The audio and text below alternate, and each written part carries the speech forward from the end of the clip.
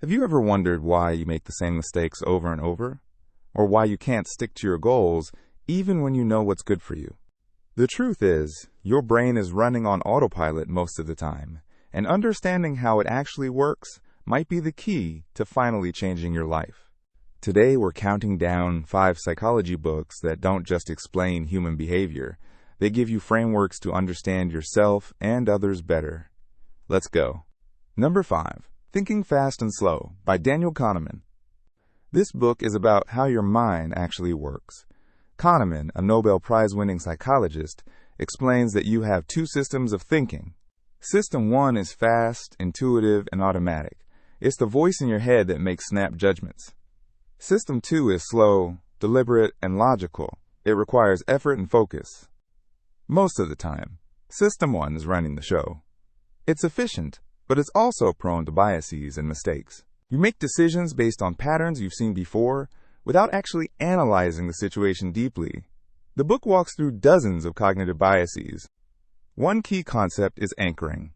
When you see a price or a number first, it influences how you judge everything else.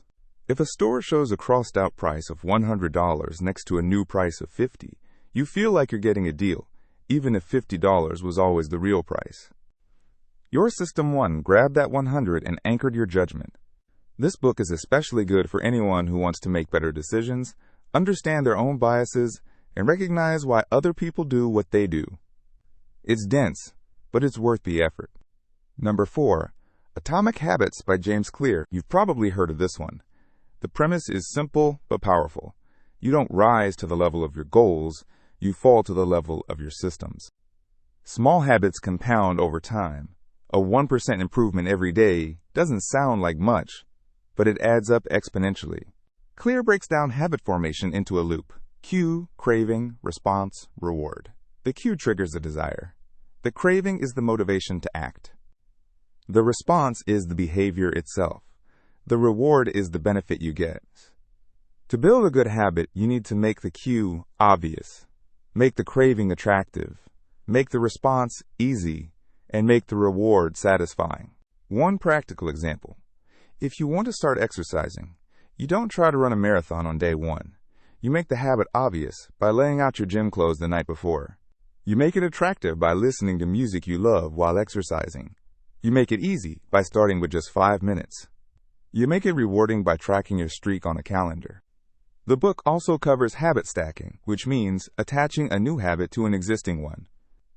If you already drink coffee every morning, you can stack a meditation practice right after it. This leverages a habit you already have. This book appeals to anyone struggling with consistency.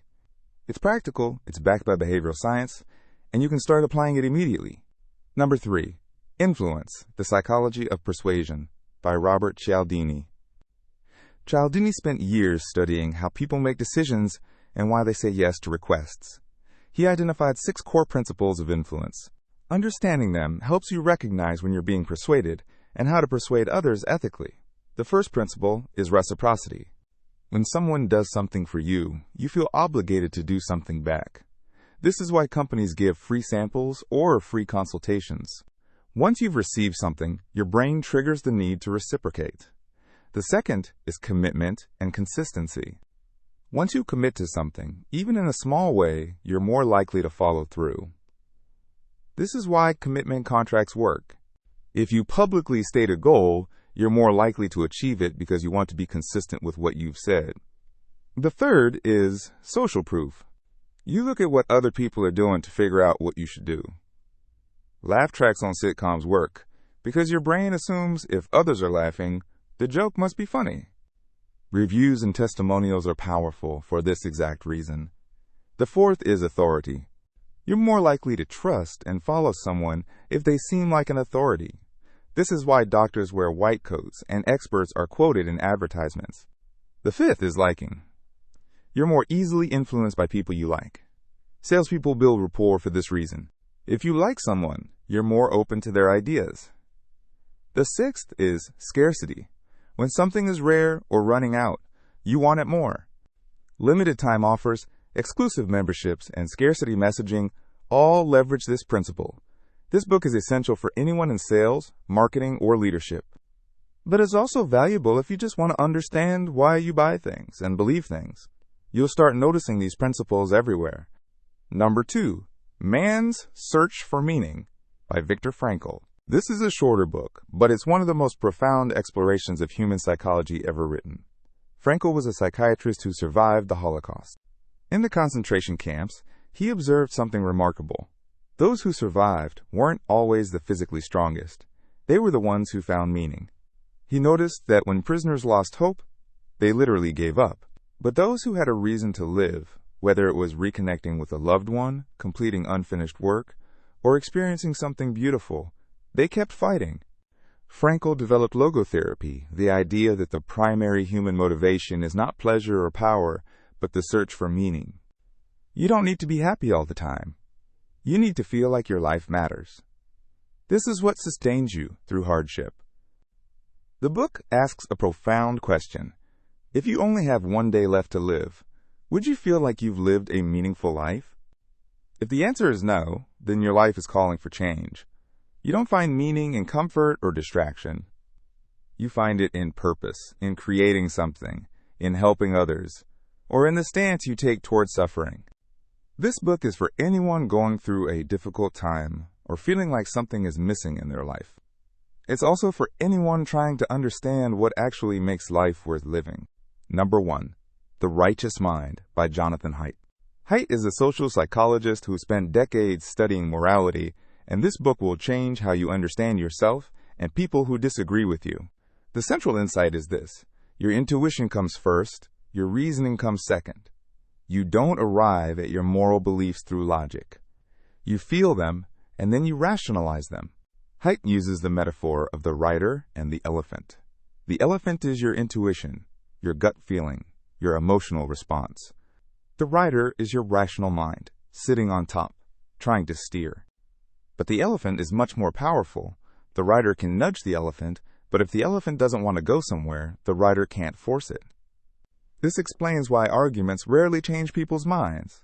You're not dealing with someone who arrived at their belief through logic.